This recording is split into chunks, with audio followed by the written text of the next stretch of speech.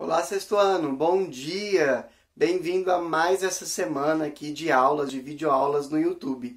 Pessoal, como toda boa segunda-feira, eu venho trazer para vocês então as nossas aulas de segunda, que é uma aula de redação, uma aula de ciências e uma aula de inglês. Seguindo essa mesma ordem, a primeira aula de redação com a Miss Cristiane, a segunda aula de ciências com a Miss Val e a terceira aula de inglês com o Mr. Stephanie.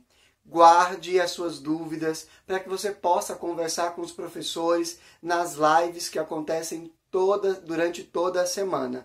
Uma primeira aula às 8h20 e a segunda aula às 9 horas, segundo um calendário já à disposição de vocês. Ok? Pessoal, fiquem atentos às nossas redes sociais. Nós temos eventos aí extracurriculares para trazer entretenimento e aprendizagem para vocês. Nós temos ao longo dessa semana 2 dias aí de jogos online, né? Onde nós fazemos uma live com os professores, onde é possível você participar junto conosco. Então fique atento aí às nossas redes sociais que nós estaremos postando lá. Eu estou deixando para vocês também aqui na descrição desse vídeo, tá? Os minutos e os segundos exatos que cada uma dessas aulas começam. Para caso que você tenha que voltar, você possa clicar e ser direcionado imediatamente para essa parte do vídeo. No mais, pessoal, gostaria de desejar a vocês uma ótima aula e uma boa segunda-feira. Até amanhã. Fiquem com Deus.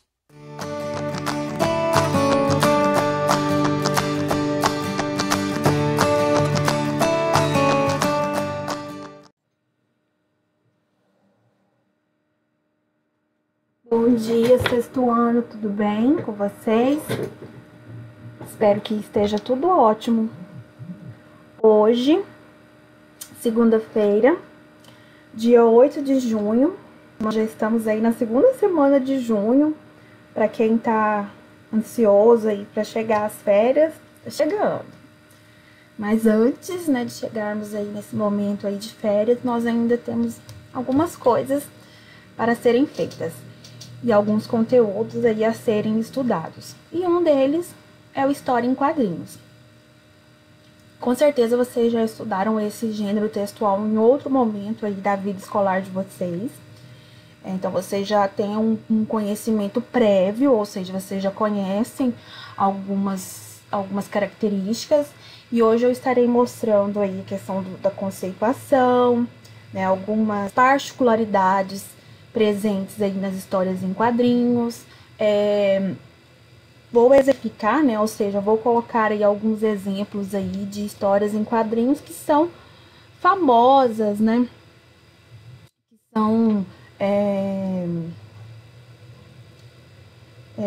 são aceitas, são famosas, têm um papel relevante aí na história literária aí, na história literária brasileira, na história literária mundial, ou seja, um gênero textual que a princípio você olha, você imagina que seja um gênero só do desenho ou da criatividade, não tenha papel decisivo ou fundamental, né, na história literária, mas tem sim, tá? Então eu vou mostrar para vocês aí algumas situações demonstrando esse papel importante que a história em quadrinhos tem aí na história literária. Então, olha só. Nós, né, acho que todo mundo já leu uma quadrinho, já olhou, já viu, já pegou, enfim. Né? A história em quadrinhos, ou, né, essa abreviação aí de HQ, é o nome dado à arte de narrar histórias por meio de desenhos e textos dispostos em sequência, normalmente na horizontal. Então, na maioria das vezes, ele vem nessa sequência horizontal. Essas histórias, elas possuem os fundamentos básicos das narrativas. Então, nós estudamos narração, o gênero narrativo, né, duas semanas atrás. Então, a história em quadrinhos, ela segue aqueles princípios, aqueles fundamentos, inclusive que eu mostrei para vocês, e até aquele acróstico do pente, lembra? Que eu mostrei para vocês, né? Que era o pente, né? As partes, né, importantes da narrativa, os elementos, né, fundamentais. E aqui na história em quadrinhos nós também temos, né? Nós temos o enredo, nós temos os personagens, o tempo, o lugar, o desfecho, né? Como que termina, né? Como que finaliza a história, tá? Então seria início, meio e fim, né? E dentro desse início, meio e fim, nós temos os personagens, o tempo, o lugar, tá? E no geral apresentam linguagem verbal e não verbal. Eu sempre falo com vocês essa questão dessa situação. Linguagem verbal e não verbal. A verbal é aquela linguagem composta por palavras. Então, esse texto que vocês estão vendo aí na tela é um texto verbal, é uma linguagem verbal. E linguagem não verbal é aquela composta por gravuras, por imagens, por desenhos, por fotografias, tá? Então, esse aí é o princípio aí, né, da composição da história em quadrinhos, tá? Então, quando se fala em histórias em quadrinhos, a maioria das pessoas vem, né, na memória, né, vem à mente histórias divertidas, histórias fantásticas, sempre trazidas pelos gibis. Esses gibis não é também história em quadrinhos, tá? É um outro nome que tem, mas é a mesma conceituação. Então, elas compõem aí o quadro chamado de textos narrativos, como eu falei para vocês anteriormente. Tem, né, diferentes tipos de personagens, local, espaço, tempo, né, e tem como objetivo aí o entretenimento, uma forma de diversão, né, de causar humor, de provocar o riso. Mas também, as histórias em quadrinhos, elas podem ter também um caráter informativo, um caráter de alerta, né? Eu quero fazer uma campanha aí comunitária, ou seja, quero escrever uma história em quadrinhos que tenha como tema a dengue, né? Como que eu vou acabar aí com o mosquito da dengue, desperdício de água, problemas causados no trânsito e outros. Eu posso escrever uma história, quando eu falo eu, é qualquer pessoa, tá? Podemos escrever histórias em quadrinhos com essa temática também, tá? Com esses temas aí que são relevantes aí para a sociedade. Então não precisa ser só no gênero humorístico, pode ser também de caráter informativo. E aí, né, quando se fala da linguagem, né, contida nas histórias em quadrinhos, né, logo vocês já, quando falamos histórias em quadrinhos, logo já vem à mente a questão dos balões, né, que são aqueles balãozinhos, né, que aparecem ao lado dos personagens, ou só os balãozinhos. Tem história em quadrinhos que são só os balões, né, e esses balões, né, eles vão expressar aí algo, né, ele não tá ali por estar, ele tá indicando algum sentimento, alguma fala. Então, cada um deles cada formato, né, desses balões tem um objetivo, né? E aí tem uns exemplos aí, né? Balões com linhas contínuas sugerem uma fala em tom normal, né? Já os balões que têm a linha tracejada, elas indicam que o personagem está sussurrando, ou seja, está falando baixinho. Os que apresentam contorno em forma de nuvens já remete ao quê? Que o personagem está pensando, ou seja, tem pensamentos. E os balões com traços pontiagudos, né, como se fossem pontas, né, eles exibem aí gritos. Então, esses são os principais balões aí que vocês vão ver, que vocês já viram aí dentro das histórias em quadrinhos. Outra situação, né, outra característica muito comum e explorada dentro das histórias em quadrinhos é o uso das onomatopeias. Que onomatopeias? Onomatopeias é um recurso linguístico, ou seja, um recurso dentro da língua portuguesa, que ele tem como objetivo reproduzir os sons. Então, quando você escuta lá esse som batendo na porta, esse toque-toque, é uma onomatopeia, quando você transcreve ela para o papel. Então, aí tem alguns exemplos também, ó. Cabrum, é o som do trovão. Tic-tac, né? Tic-tac, tic-tac. Quando você escreve tic-tac, é o som dos ponteiros do relógio. Então, isso é uma onomatopeia. Então, esse recurso linguístico, ele aparece muito nas histórias em quadrinhos, tá? Seguindo. Agora eu quero falar com vocês sobre a origem aí das histórias em quadrinhos, né? O que se tem, né, registrado é que a primeira história em quadrinhos da história, né, mundial foi publicada nos Estados Unidos em 1894, em uma revista, né, com o nome de Truth, eu acho que é Truth, tá? Pelo americano Richard Outcault.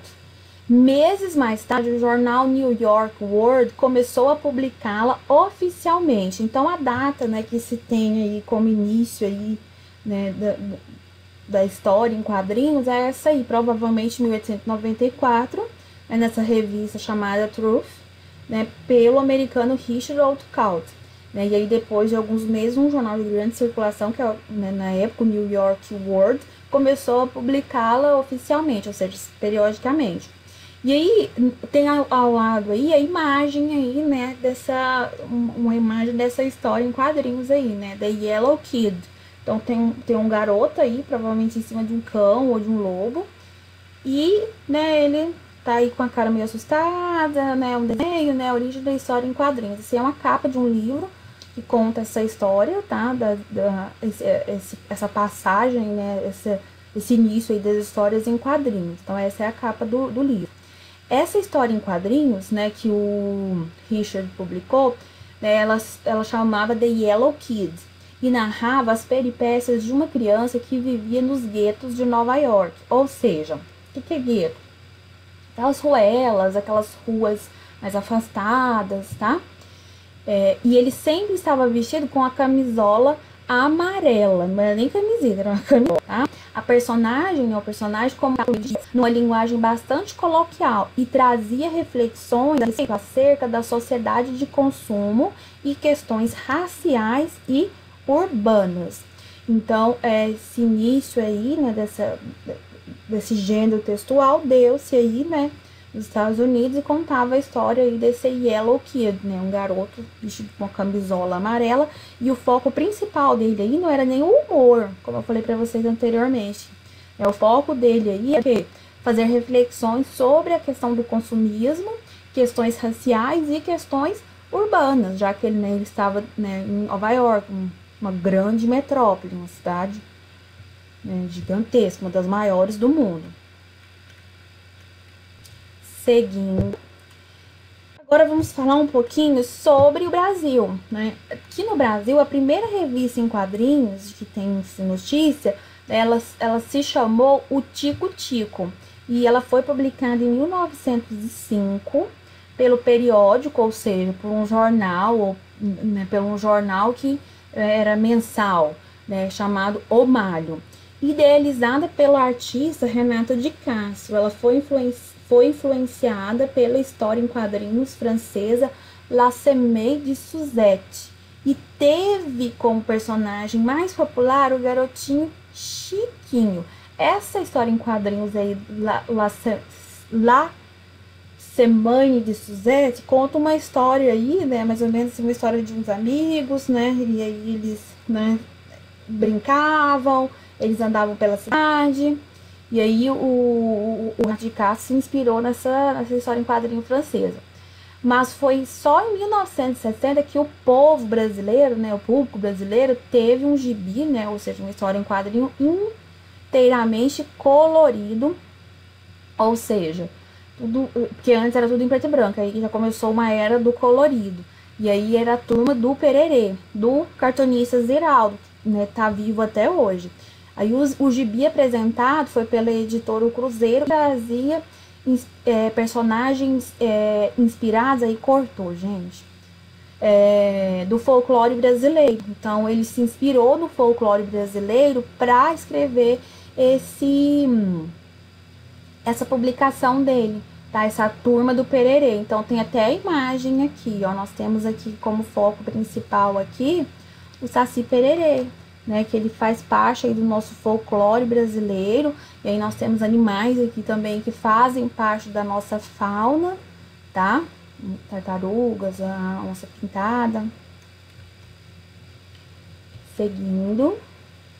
E aí agora nós já vamos passar lá para 1964, onde, né, nós temos aí uma questão que envolveu a parte política da nossa história, né? Em 1964, o gibi foi retirado de circulação por conta da censura instaurada durante a ditadura militar.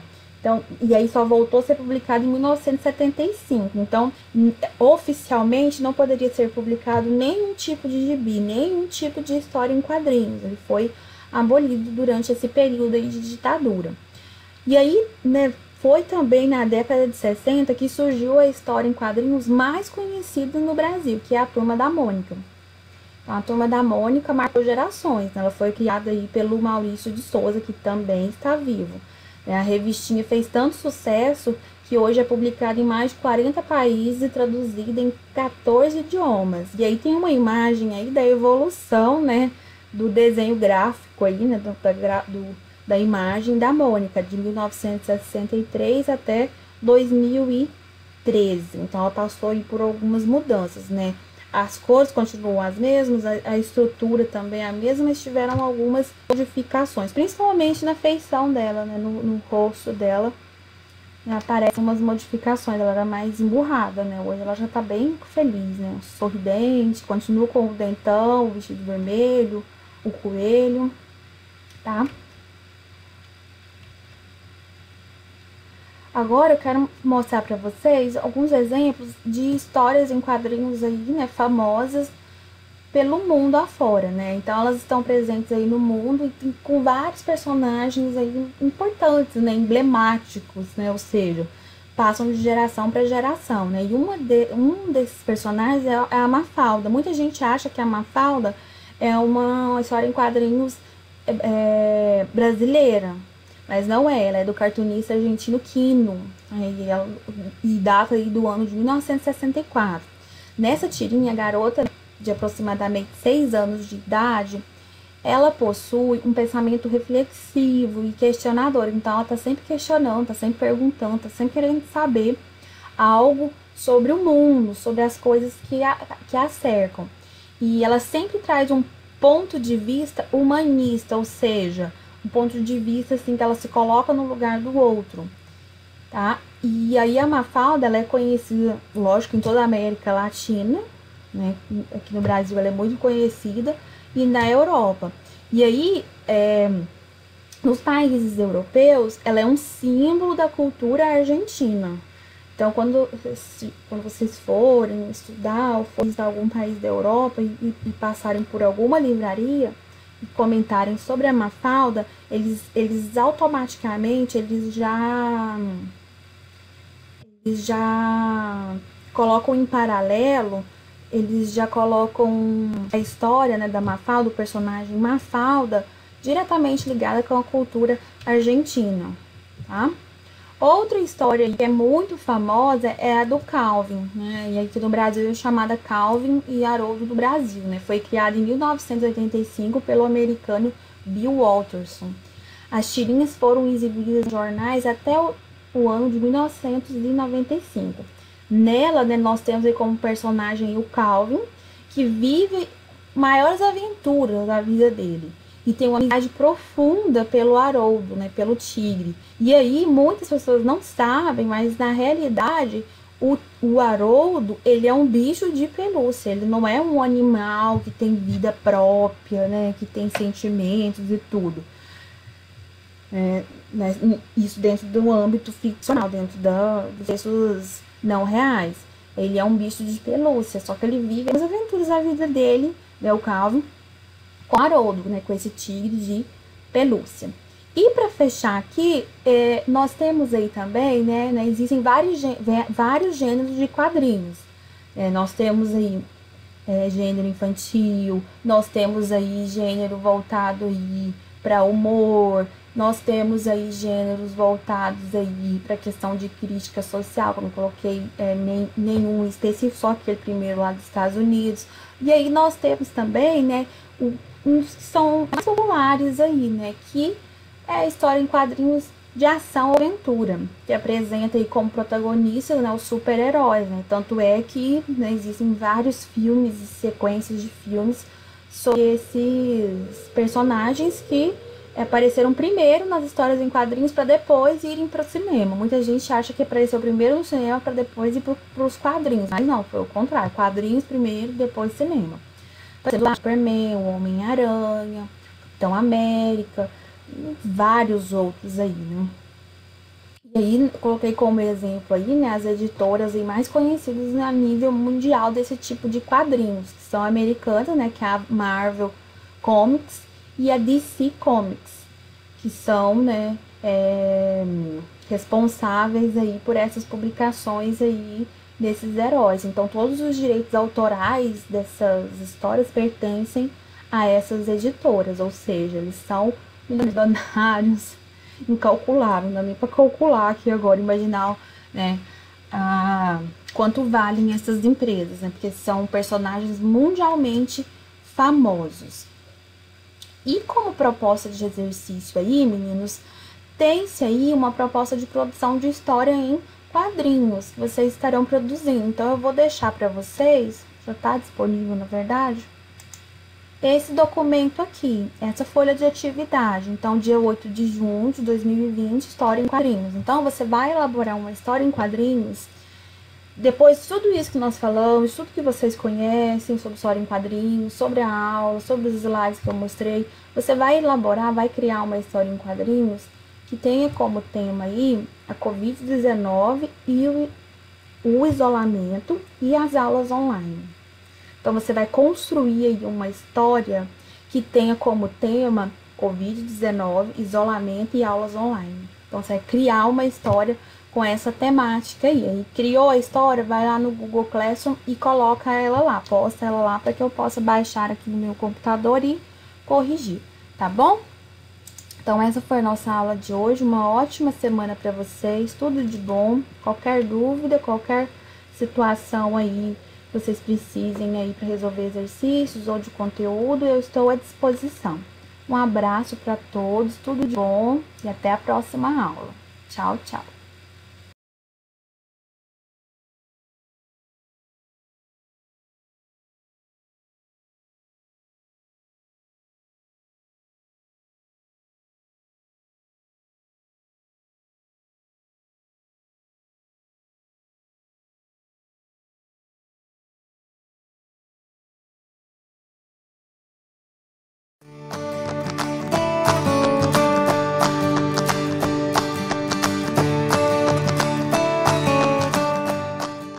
Oi, meninos. Sexto ano, vamos para o conteúdo aí, finalizar o nosso capítulo 6, né, sobre poluição do solo.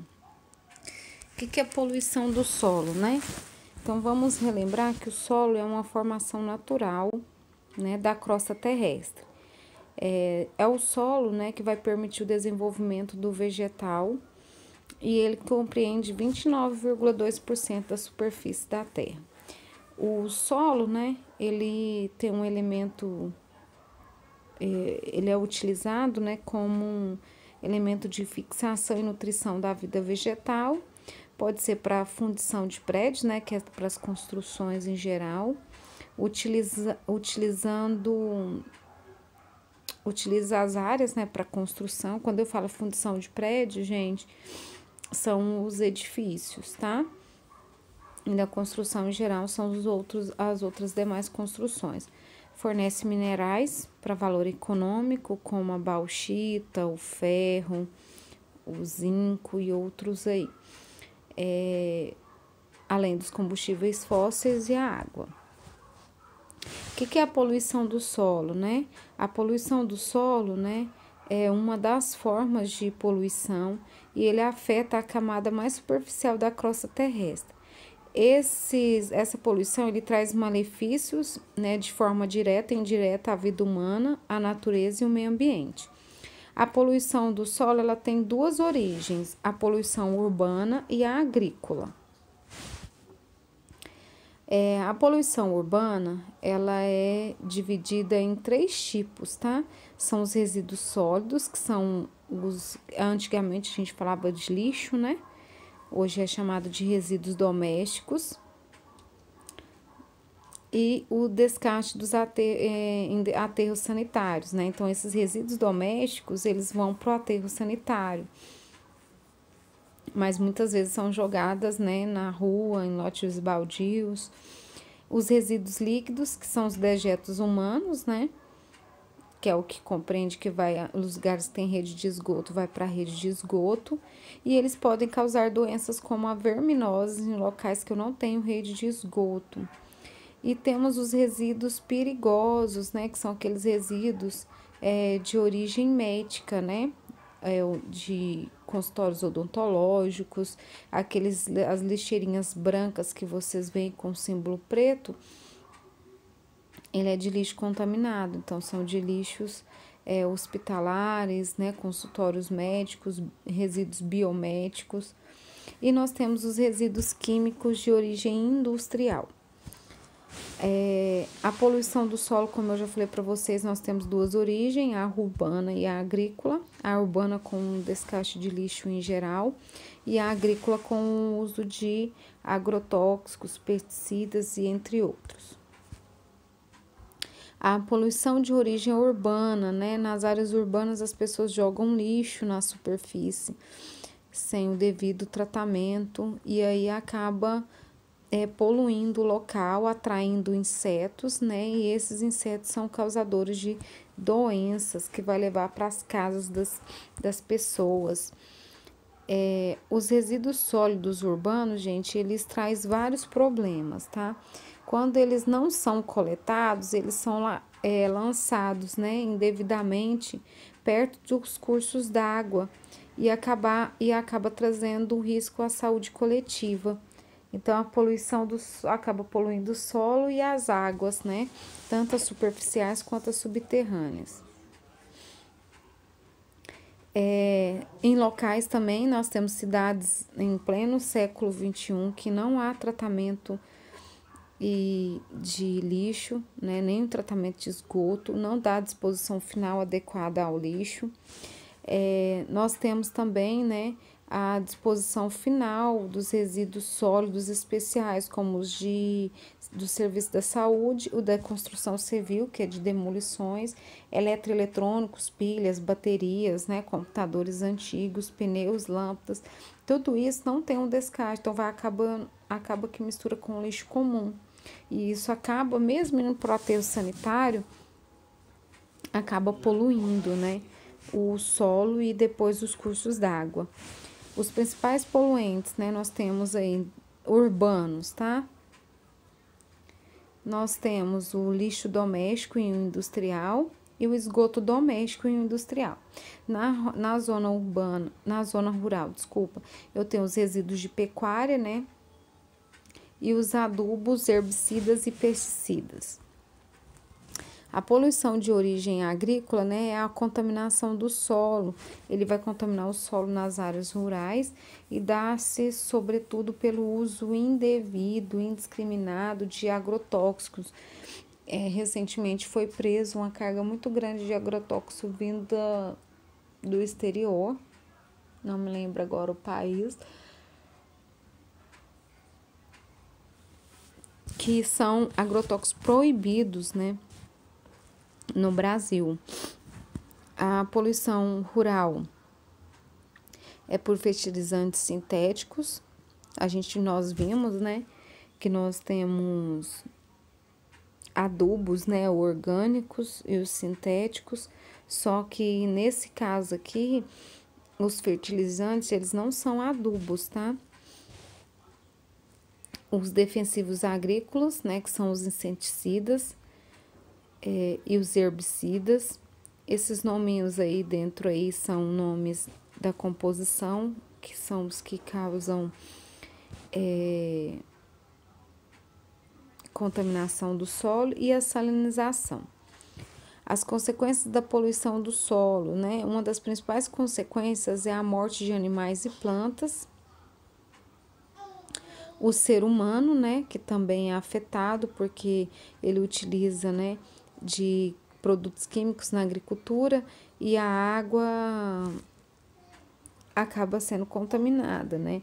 Além dos alimentos, gente, aí acontecendo dos alimentos, quando alguns alimentos, eles absorvem esses agrotóxicos, e quando a gente come, a gente acaba adquirindo boa parte.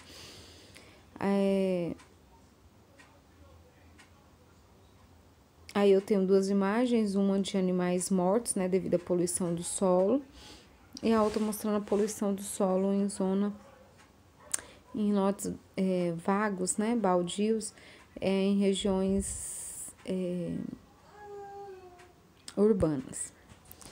Temos também o desmatamento, né? O desmatamento é um dos principais motivos para o processo de urbanização, que é a expansão das cidades, da pecuária, que a gente viu que o que é a pecuária, né? Que nós temos a de corte e a leiteira, e na agricultura, né?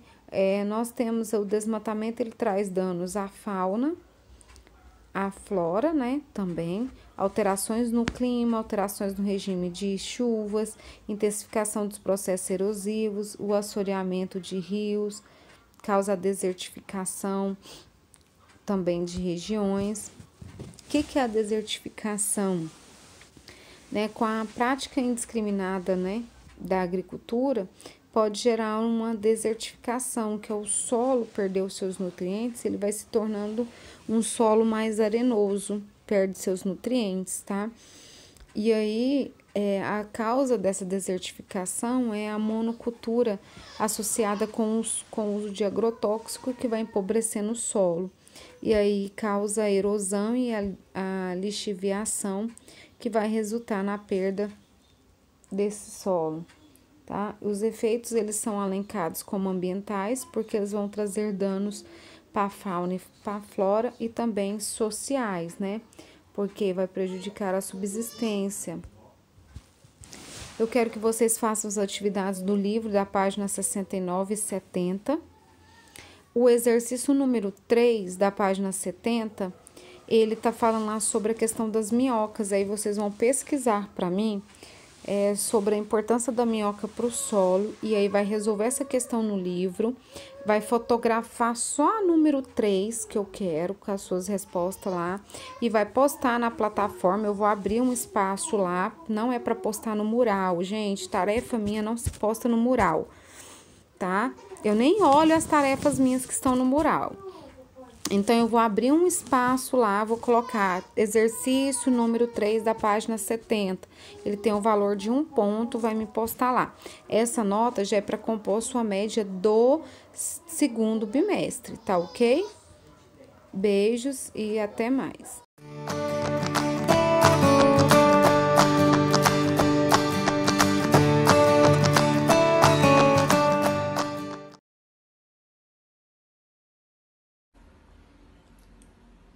Hello 6th grade, how are you guys doing? So guys, for today's video we're gonna be talking about the topic of kitchen appliances.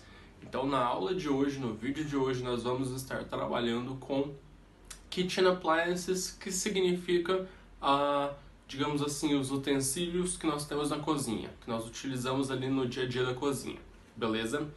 Eu sempre venho falando para vocês que uma das maneiras mais fáceis da gente aprender o inglês em questão de vocabulário é a gente criar frase, porém para a gente ter mais vocabulário a gente tem que correr atrás, a gente tem que dar uma pesquisada. A gente pesquisa no Google, kitchen appliances, bedroom appliances, parts of the house e por aí vai. A gente já veio trabalhando aos poucos algumas parts of the house, lembra? Nós tínhamos o living room, bedroom, backyard, aí vai por diante, balcony, alright. No tópico de kitchen appliances, é muito bacana e eu vejo muita gente fazendo isso no início pra gente aprender a decorar todos esses nomes, pra gente memorizar, digamos assim. Pega aqueles sticky notes, post-its, certo? Escrevem o nome de alguns lugares, alguns objetos e deixam ali em algumas partes da casa para você memorizar o nome desses objetos. Isso funciona muito bem, porque a partir do momento que você vai muitas vezes em determinado lugar, que você vê determinado objeto, muitas vezes você acaba memorizando o nome daquilo. Toda vez que você vê o objeto, você vai lá e lê o papelzinho. Toda vez que você vai lá, lê o papel, memorizou, fechou. Aí você pode passar para um outro, porque esse ali já está memorizado. Só que aí a gente não pode esquecer, né? Tem que sempre estar usando. Beleza. O nosso objetivo hoje é conhecer alguns kitchen appliances e a gente vai trabalhar um pouquinho com o there are. Lembra que there are, que nós vimos que significa existência? E a gente faz frases, perguntas, negações utilizando there is e there are. Hoje vai ser só o there are, mas vamos entender os kitchen appliances primeiro. Beleza. Os kitchen appliances que nós temos aqui são placemat, napkin, crystal goblet, plate, fork, tablecloth, spoon, knife, scoop, bowl, mug, pan e cup. Então vamos entender o que significa cada um desses kitchen appliances aqui apresentados. O placemat, ele vai ser aquele joguinho americano que a gente chama aqui, que a gente coloca tipo um tapetinho embaixo do prato, embaixo do copo, para organizar a mesa, deixa mais bonito, não suja a mesa. Aqui, obviamente, em português a gente tem um nome diferente, a gente chama de jogo americano. Em inglês a gente chama de placemat.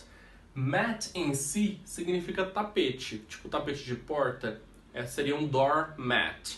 Aí no caso, o placemat seria um tapetinho para você colocar ali embaixo do prato. Nós temos um napkin. Napkin é o guardanapo. Crystal goblet, taça de vinho, taça de champanhe, taça de qualquer coisa a gente chama de crystal goblet. Plate, ok, que é o prato. Fork é o garfo.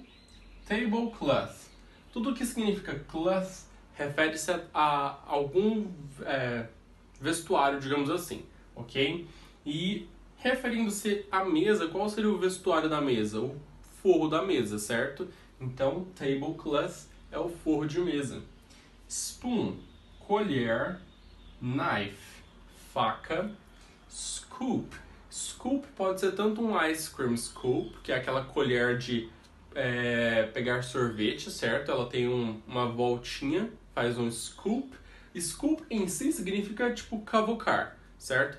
Então, por exemplo, pode ser aqueles potes de vitamina que vem, ou leite em pó, vem aquelas colherinhas dentro, aquelas colherinhas que já vem dentro do pote, aquilo é um scoop. Ou vocês podem comprar scoops à parte e colocar, por exemplo, num pote de arroz, num pote, sei lá, whatever, ok? Então, isso é um scoop. Bowl é uma tigela, ok? Mug, caneca. Pan, panela. Cup, aí vai ser xícara, ok? Não confundam. Eu não coloquei aqui, mas até um adicional. A palavra copo em inglês a gente chama de glass. E cup é xícara, alright? Pan com E é caneta, pan com A, panela. Não confundam isso também. Agora, a número 1 diz o seguinte para vocês. Create 5 sentences using there are and kitchen appliances. Lembra que there are significa existence. Existence. Beleza. E aí eu quero que vocês criem frases de existência utilizando there are e os kitchen appliances da casa de vocês. Vocês vão criar 5 sentences, certo? Então vocês vão ter que escolher 5 different kitchen appliances. 5 objetos da cozinha diferentes. Vamos supor que eu escolhi o plate, prato. Eu vou na cozinha da minha casa, na minha kitchen, vou contar quantos são os plates que eu tenho, certo? Aí é o seguinte, lembra que quando eu utilizo there are é para plural, então eu tenho que passar todos esses substantivos para o plural. Aulas passadas que nós tivemos aí, terminação com SH, ok? Terminação com O, terminação com X. Então lembra lá, terminação com E, com vogal, terminação com Y. Vocês sabem como que a gente vai colocar isso daqui no plural, ok? Volta lá naquele vídeo, dá uma revisada no conteúdo. Colocou os nomes, certo? Os substantivos No plural, vocês podem colocar de todos já, se vocês quiserem. Não precisa traduzir, só se vocês quiserem também. E aí escolheu, criou sua frase. Então, vamos utilizar, por exemplo, there are. E aí eu vou colocar um número, certo, de objetos. Vamos utilizar o plate mesmo. Então, there are 30 plates. Oops, sorry. In my kitchen. Tem 30 pratos na minha cozinha. Lembra que essa parte do in my kitchen, vocês vão ter que manter em todas, ok? Como se fosse uma estrutura. Então, tanto o there are quanto o in my kitchen, vocês vão ter que manter. Vocês só vão mudar a quantidade e o nome do objeto, ok? Não esqueçam de passar para o plural. Não tem atividade lá no Google Classroom, a atividade é só essa aqui do vídeo. Lembra, ok? Não deixa muito à frente. Por mais que essa atividade não está no Google Classroom, é o mesmo prazo. Vocês têm uma semana, ou seja, essa atividade está sendo passada na segunda-feira, é para a próxima segunda-feira. Alright? Não se esqueçam dos prazos. See you. Bye bye.